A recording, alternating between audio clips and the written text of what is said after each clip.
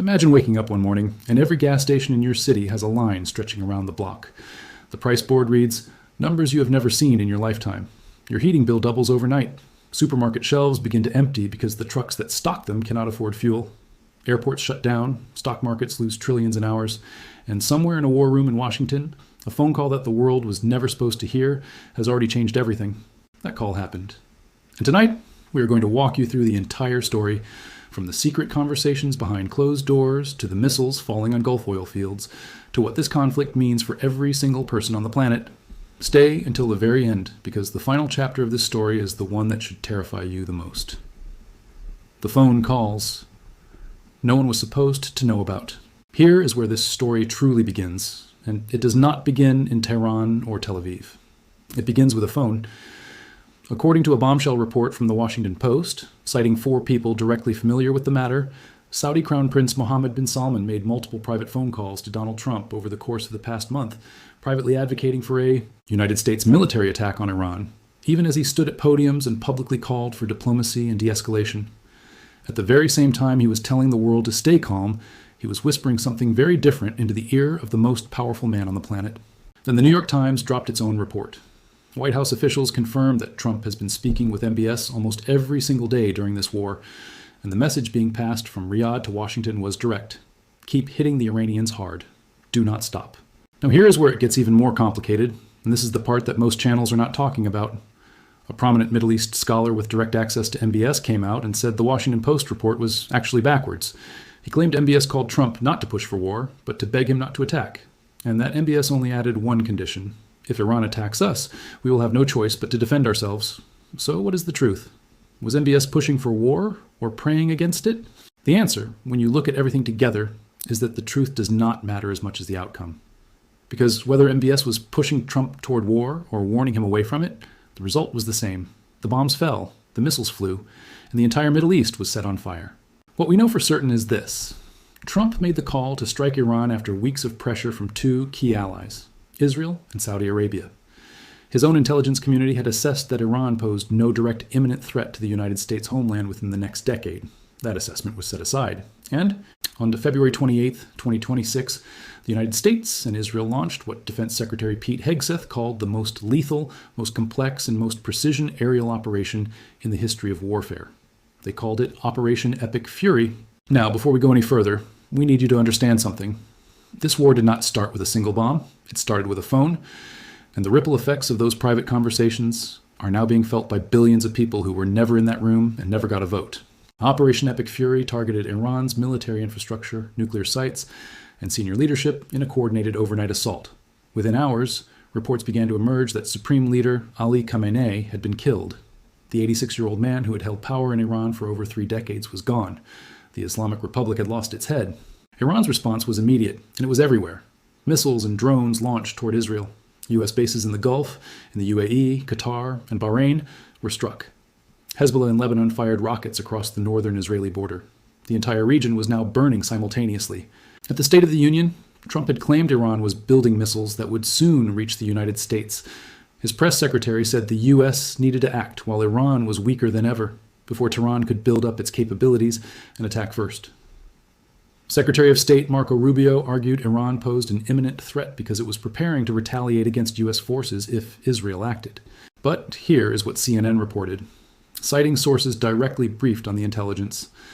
Pentagon briefers told congressional staff just 1 day after the strikes that Iran had no plans to attack U.S. forces unless Israel attacked Iran first. The administration had overstated the threat. The intelligence had been distorted. One official inside the White House resigned. Joe Kent, director of the National Counterterrorism Center, stepped down and said publicly that Iran posed no imminent threat to the United States, and that the country should never have been involved. His resignation did not make the front pages. The war did. While the airstrikes were devastating, what Iran did next in the Strait of Hormuz would change the global economy forever. But we will get to that in just a moment. As the second and third days of the war unfolded, it became clear that Iran had a strategy. It was not a strategy built on winning in the traditional sense. It was a strategy built on making everyone hurt. Iran began systematically attacking the Gulf states that were hosting U.S. military bases and assets: Qatar, UAE, Saudi Arabia, Bahrain, Kuwait. The message from Tehran was simple. If you are helping our enemies strike us, you become part of this war. Within the first 2 weeks, the UAE reported being targeted by more than 2,000 Iranian drones and missiles. Fires broke out near Dubai International Airport, once the world's busiest airport for international travel, when a drone struck a fuel tank close to the facility and forced a temporary shutdown. That single image, smoke rising above the Dubai skyline, sent shockwaves through global financial markets. Qatar's Ras Laffan industrial city was hit. This is not just any facility. Ras Laffan handles roughly 20% of the world's liquefied natural gas supply. It is the beating heart of global energy for Europe, Asia, and beyond. Qatar Energy declared force majeure. Production stopped. Saudi refineries were targeted. Kuwait's Mina Al Ahmadi and Mina Abdullah refineries were struck by drones, resulting in fires. Bahrain's Bapco refinery was hit. Oman, which had tried to stay neutral and even maintain friendlier ties with Tehran, was not spared either. Gulf states watched their infrastructure burn and made a calculated decision. They would not yet retaliate militarily, but their patience, they warned, was not unlimited. Then came the moment that escalated everything into a completely new phase. And it came from a decision made not in Tehran, but in Tel Aviv. South Pars and the point of no return. Israel struck South Pars. For those who do not know what that means, South Pars is the largest natural gas field on the planet. It sits off the coast of Iran in the Persian Gulf, and both Iran and Qatar draw from it. It is not just an energy source, it is the foundation of Qatar's entire economy, the source of Europe's LNG supplies, and one of the most economically critical pieces of infrastructure on Earth. Israel attacked it with U.S. coordination and approval. An Israeli official confirmed this directly to journalist Barak Ravid. Trump celebrated the move on social media, calling Iran the #1 state sponsor of terror, and writing that the U.S. was rapidly putting them out of business. Iran's response was announced before it even happened. The Islamic Revolutionary Guard Corps issued a formal evacuation warning to 5 facilities across Saudi Arabia, the UAE, and Qatar, listing them by name. The Samref refinery and Jubail petrochemical complex in Saudi Arabia, the Al Hawzan gas field in the UAE, the Mesaid petrochemical complex and Ras Laffan refinery in Qatar. Within hours of that warning, missiles and drones were in the air. Qatar expelled Iran's security and military attachés, giving them 24 hours to leave the country. This was the first formal diplomatic expulsion of Iranian officials by any Gulf state since the war began. Saudi Arabia's foreign minister, Faisal bin Farhan, stood before reporters and said words that had never been spoken by a Saudi official about Iran in living memory. What little trust there was has been completely shattered on multiple levels. He then reserved Saudi Arabia's right to take military actions if necessary. And while the Saudi foreign minister was speaking those words in Riyadh, Iranian missiles were landing on Riyadh. The Arab Foreign Ministers' Summit that had been called to find a diplomatic path out of the war was meeting in Riyadh when the strikes hit. The meeting was still underway. The bombs did not care about the agenda. Iran was not trying to win hearts and minds in the Gulf. It was executing what defense analysts call an escalate to de-escalate strategy. By making the war painful enough for everyone, not just the U.S. and Israel, but every country that depends on Gulf energy, Tehran believed the international community would force Washington to stand down. But that bet may have been the most catastrophic strategic miscalculation in the modern history of the Middle East. The Strait of Hormuz, the world's most dangerous choke point. Now, we need to talk about the single geographic feature that has the power to crash the global economy. A strip of water 21 miles wide at its narrowest point, sitting between Iran and Oman, through which 20 million barrels of oil pass every single day. Iran effectively closed it, not with a formal blockade in the traditional sense, but through a combination of threats, mine-laying, and drone attacks on vessels attempting to transit. Shipping insurers immediately placed the strait inside a war risk zone. Insurance premiums for a single large oil tanker increased by hundreds of thousands of dollars per trip. Most ships simply stopped going through. On March 3rd, the IRGC announced that the strait would remain closed only to ships from the U.S., Israel, and their Western allies. That distinction, allowed versus forbidden, created a new geopolitical reality overnight. Iran was now the gatekeeper of the world's most critical energy corridor. If you wanted to pass, you needed Tehran's permission. India sent negotiators. 2 Indian gas carriers were allowed through after direct conversations with Iran. Pakistan formally requested Saudi Arabia reroute oil supplies through the Red Sea port of Yanbu. Turkey got a ship through after Ankara confirmed approval. China, which receives a third of its oil through the strait, began quiet diplomatic conversations of its own. Meanwhile, the ships that could not move sat in the Gulf. 500 tankers were stuck. Only 5 oil tankers left the area on March 11th. At least 16 vessels were attacked. The crude had nowhere to go. Iraq began shutting down its Rumaila oil field because storage was full and tankers couldn't leave. Saudi Arabia reduced production by 20% after 2 offshore fields were struck. Kuwait declared force majeure. Abu Dhabi. National Oil Corporation declared force majeure. Qatar Energy had already stopped gas production and declared force majeure on March 4th. As of mid-March, Gulf Arab states had collectively cut at least 10 million barrels per day from global supply. To put that in perspective, global daily oil consumption is roughly 100 million barrels. A 10% supply shock of this scale has no modern precedent outside of wartime. The global economic collapse in slow motion. While missiles were flying, something else was happening in trading rooms in New York, London, Frankfurt, and Tokyo. Markets were pricing in the end of the world as they knew it. Brent crude oil, the international benchmark, briefly spiked above $119 per barrel following the Israeli attack on South Pars. European natural gas, the TTF benchmark, surged 24% in a single trading session. That is not a number that traders who have watched markets for decades can easily find a comparison for. The S&P 500 saw its largest outflows from exchange-traded funds as a percentage of market capitalization since March of 2023. Wells Fargo ran the numbers and found that if oil stays above $100 per barrel for a full year, the $800 per person tax relief that Americans received under the One Big Beautiful Bill Act would be completely wiped out by inflation. Every dollar saved in taxes would be eaten by higher fuel, food, and transport costs. Europe was hit from multiple directions simultaneously. The continent gets 12 to 14% of its LNG from Qatar through the Strait. With Ras Laffan struck and Qatar Energy declaring force majeure, that supply line was gone. Analysts began describing what was happening as a distillate crisis centered on Europe, with diesel imports and jet fuel supplies under severe pressure. Roughly 30% of Europe's diesel and half its jet fuel had been sourced from the Middle East. Then the fertilizer markets moved. An ADNOC facility in Abu Dhabi's interior desert supplied 20% of the UAE's total gas and 5% of the world's granulated sulfur. Sulfur is the critical input for phosphate fertilizers. With that facility struck and shut down, urea prices rose 25% in 2 weeks.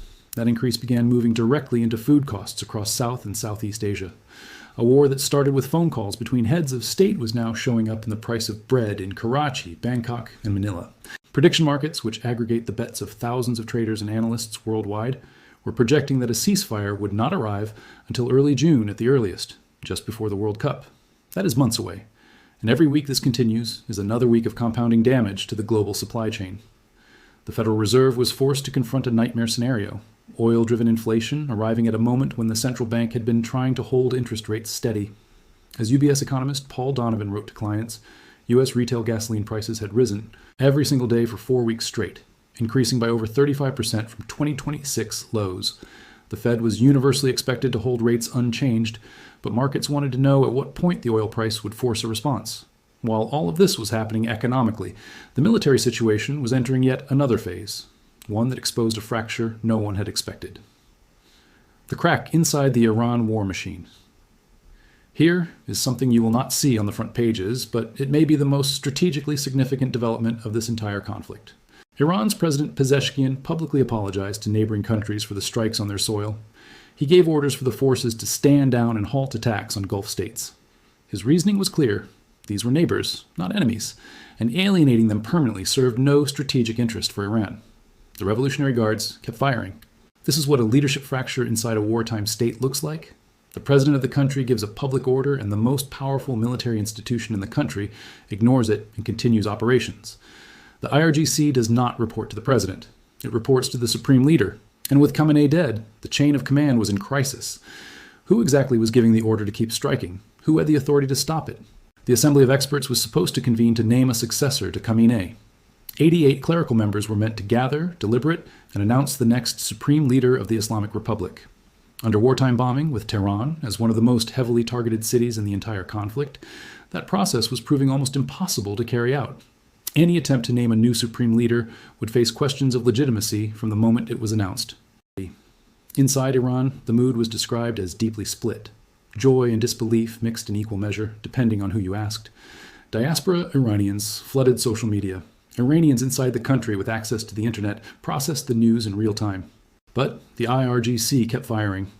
And in that gap, between a civilian government trying to survive and a military institution running its own war, lay the most dangerous uncertainty of the entire conflict. Trump's ever-shifting endgame.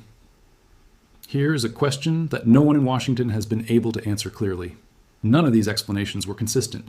Several were directly contradicted by the Pentagon's own briefings to Congress within days of the strike's beginning.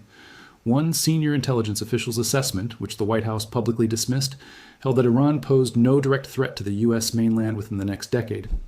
The question of whether this ends in weeks or months is not just a question of military capability. It is a question of political will. Trump's approval ratings, the global economic pressure mounting on Washington, the patience of Gulf allies who are watching their infrastructure burn while waiting for U.S. air defense systems to protect them, all of these variables are converging. Prediction markets believe a ceasefire is coming by early June. Some analysts think it could come sooner if economic pressure inside the United States forces a political reckoning.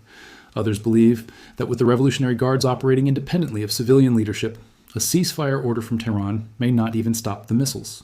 And there is one scenario, the one that keeps defense ministers in Berlin, Tokyo, Seoul, and New Delhi awake at night, that has not happened yet but becomes more possible with each passing day. Gulf Oil's senior energy advisor, Tom Closa, described it plainly. If Iran targets something outside and from those calls, a chain of events unfolded that shut down the world's most important waterway, set fire to the energy infrastructure of 5 nations, sent oil prices toward $120, started a food inflation crisis across Asia, triggered the largest supply disruption to European gas in modern history, and plunged the Middle East into its most serious military conflict in decades. Whether MBS was pushing for war or warning against it, whether Trump was responding to intelligence or to the advice of allies, whether the goal was regime change or nuclear disarmament or strategic deterrence, none of those questions have been answered cleanly.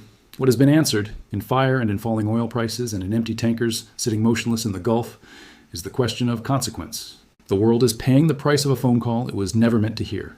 And as the missiles keep flying and the Strait stays closed and the markets keep moving and the ceasefire keeps being delayed, one truth becomes harder and harder to ignore.